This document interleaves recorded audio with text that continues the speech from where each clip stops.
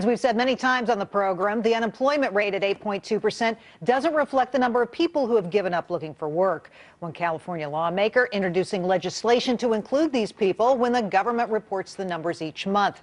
Time to bring out our panel. Al Lewis is a columnist for Dow Jones Newswires in Denver. Chris Wilson is a Republican pollster in Oklahoma City. And Monica Crowley is a radio talk show host. Chris, let's start with you. What do you make of this? Well, I think after another month of seeing too few jobs created, yet seeing unemployment drop, we're recognizing that a statistic that people count on to mean something is becoming meaningless. And it's really scary that we're having to have this conversation. It shows that what the Obama administration, their policies have done is taken into a horror show of a permanent economy of stagnation, which is what smart economists will tell you happens when the government gets too involved in picking winners and losers. And again, that's exactly what's happening, where we've seen this happen before, but usually you go into recession recovery mode. But now we're stuck in a permanent recession with sustained stagnation. And so a statistic that we can look at every month and we count on to mean something doesn't mean anything because, as you said, people have stopped looking for work, they've given up looking for work, and now we've got to find a new way to reflect that, which is to go back and take those people who have given up looking for work and count them again in the unemployment statistic. Well, you know, I think what we got going on here is the slowest recovery that we've ever seen, possibly. And that's what's so frustrating about this, is we can't seem to get any traction. When you look at this potential legislation, Monica, what do you think? Well, I think it's a great idea, and I think it's long overdue, Jerry, because, you know, as we were talking about people who have dropped out of the workforce, who have given up looking for work, but also keep in mind that the U3 number, the 8.2%, doesn't take into account people who are underemployed, working a lot less than they would otherwise be doing. So to have a more accurate picture, I think, might be politically toxic for President Obama, for any other president who is going to have to deal with a more accurate number. But I think to give the American people a better view of what's really happening, look, they know what the actual economic picture is. They're living this economy on the ground every day. You have, what, 13 million people unemployed, so they know what it is. Also, the idea that we should have an unemployment number that factors in the shrinking labor participation rate. Absolutely. Let's get Al in here, because I know Al follows this very closely. You ever see that movie, Spinal Tap, where they say, this one goes to 11? I mean, what's the difference if it's 10 or 11? It's high. There's a lot of people who are unemployed. We've been counting it this way since 1994, so all these partisan comments strike me as a bit odd. But I do agree with this legislation. I would like them to see people who are so discouraged that they drop out of the housing market, because guess what happens when they become encouraged? They come back in, and then they're counted the wrong way again. Well, I think all the government numbers are suspect in some way. Let's talk about the jobs picture, obviously, but also President Obama's approval ratings. They were slightly up in March. According to Gallup, 46% of Americans approved of his performance last month. April shaping up to be a good month for him. Daily tracking has the president topping 50% for the first time since the death of Osama bin Laden. What do you make of this, Monica? Well, I think the spin on the 8.2% unemployment number, which we just talked about, is sort of bogus anyway, but the White House was able to put a pretty effective spin on that. And as we all know, jobs in the economy are the #1 and #2 issues for the American people. But I don't think it's going to last. I mean, we have seen spikes like this with the president before. They've proven to be very short-lived. So we'll see how this shakes out once the American people have a real chance to absorb that there really is no actual job creation of any kind of import happening. Gas prices, right, gas Al? prices too. What do you say about that, Al?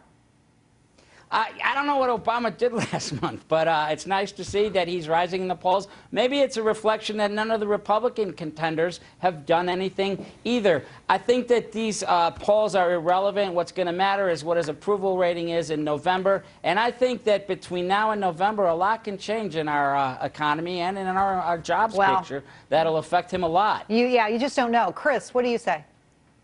Well, it's amazing how these conversations tie directly together. Is driven by the unemployment rate. And although it's not much of a bump, it's enough that does make a difference for him. If you continue to see it track up, he's in much better shape for re-election. In the same way that if you see the unemployment rate track down, he's in better shape for re-election. But when it gets down to it, this is really more about him not doing anything lately. He has been pushing policies, has been in ceremonial situations, and that helps his numbers overall. And that's why you've seen him get this bump. All right, Fannie Mae and Freddie Mac will soon announce whether they will allow principal reductions on the mortgages they back. According to the FHFA, the two mortgage giants will decide whether to essentially bail out underwater homeowners. Now, the agencies have resisted this in the past, or at least leadership has, saying it's too expensive for taxpayers. Al. Well, they bailed out the banks. Why not bail out the homeowners, too? I hate all these moral hazard arguments when they're applied to actual people versus institutions that were too big to fail. On the other hand, I definitely think it's rewarding failure. But you know what? They're going to have to do something about these falling home prices. You cannot sell your house in a lot of situations unless you can get approval from the bank for a short sale. But Chris, I mean, you look at bailout of homeowners and actually writing down principal, and who pays for that? At the end of the day, a lot of the banks are going to pay for that. Fannie and Freddie are going to pay for that. I got to tell you, regular Americans who are paying their mortgage each and every month just don't like this idea. Well, and that's who ends up paying for it is regular Americans. These are government institutions, no matter how you want to guide it with legalese. And when the taxpayers are going to pay for the government picking winners and losers, everybody loses in the long run. And that's why we get back to my point with your first question about the economy. We are in a permanent state of stagnation here with this administration's policies. And as long as they continue to allow different government agencies to pick winners and losers, we're not going to get out of this. Yeah, and Fannie and Freddie are us. I mean, it's every American taxpayer. We make up Fannie and Freddie, and we're going to end up footing the bill for this. Look, there's an argument to be made, and it's a tough one to be making politically, and that's why you see so few politicians do it. Mitt Romney made it and got in a heap of trouble. But it's a heartless free market solution, which is the only way you're going to reset home prices, get them down, get them to their natural level now, is to let the market clear out, and that means no more bailouts. All right, let's move on to the private sector. What happens if you run an iconic American company into the ground? At Kodak, you get bonuses. The company is seeking permission to pay about 300 executives $13.5 million in bonuses to persuade them to stay with Kodak through the bankruptcy process. Al, what do you say? You know what? I think this is a positive sign. I mean, they're only proposing to give out like $45,000 or $75,000 in retention bonuses. This is nothing. No self-respecting banker would stay at a bankrupt organization for this price. So maybe this is a good thing. Monica. And let's keep in mind, we're not talking about taxpayer money here, right? The private company, they're using their own funds to do this. If they want to do it and if they get approval, then God bless them. Free market. You know, it's without knowing the inner workings of Kodak, it's tough to respond. It's easy to take shots at Kodak for wanting to pay money to their executives when they're in bankruptcy.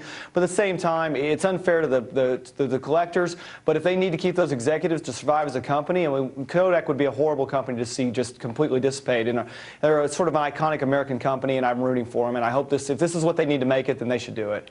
Well, it's been a long, struggling road for that company. Thanks, Monica, Chris, and Al. Great job, everybody. Thank you so much. You bet. Thank you.